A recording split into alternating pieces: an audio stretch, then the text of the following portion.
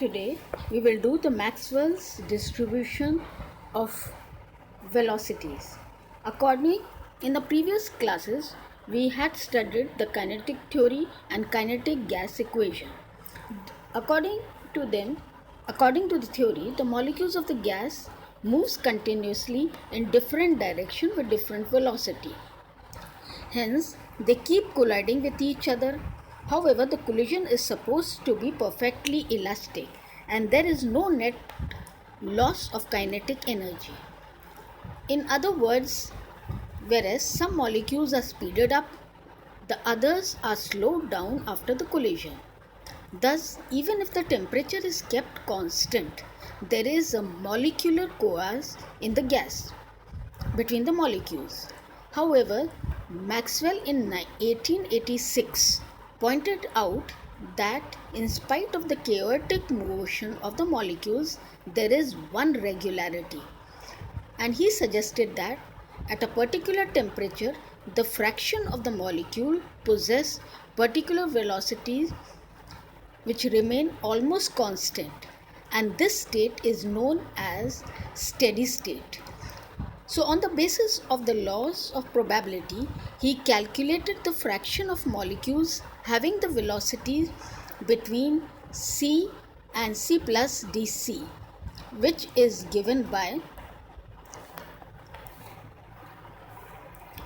the equation as shown in the slide, where c is the velocity, dn upon dc is the fraction of the molecules having the velocities between c and c plus dc, where dc represents a small variation of velocity, or in other words, it represents the probability of finding the molecules possessing velocities in this infinitesimally small change. M is the molecular weight, R is the gas constant, T is the absolute temperature, and C and E is the base of natural logarithm, and C is the velocity of molecules. Now when we plot the graph between probability, that is 1 upon dn 1 upon n into dn upon dc, this represents the probability which is equal to the equation. When we draw the graph between probability versus velocity, we get the graph as shown in the figure.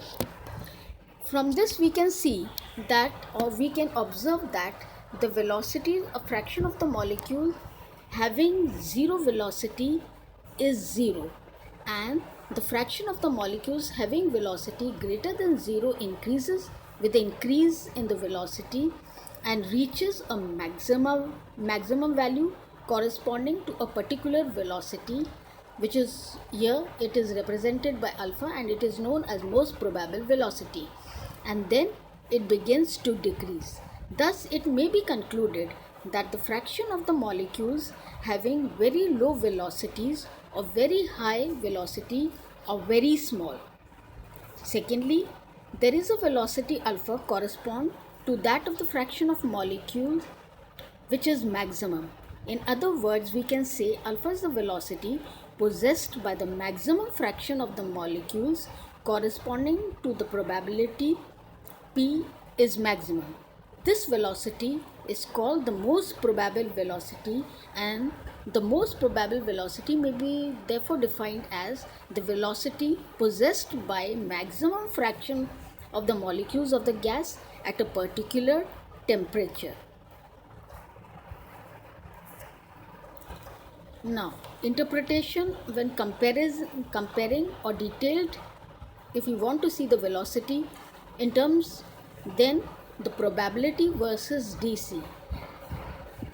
Any point on the velocity when seen as in figure C, we see that point F represents the probability of the molecules possessing the velocity c at a point C, and in the first one, the dark portion or shaded portion, that is dn upon n, gives the number of molecules possessing the velocity with the range with the small change in velocity, that is dc, with number of molecules possessing the molecule in a short range is given by dnc upon n, and total area under the curves as shown in figure B, it gives the molecules having the velocity represented by the area under the curve.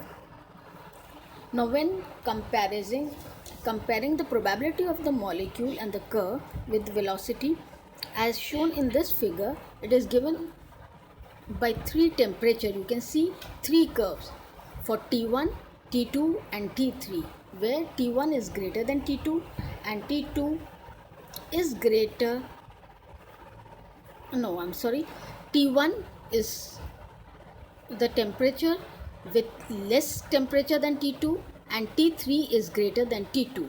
On comparing these curves, we can say the flat portion or the highest maxima of the curve decreases as we move to the higher temperature, but the flattening of the curve on the maxima, it flattens more and more with higher temperature, which represent that the most probable velocity increases with the increase in temperature as represented by the flattening of the curve.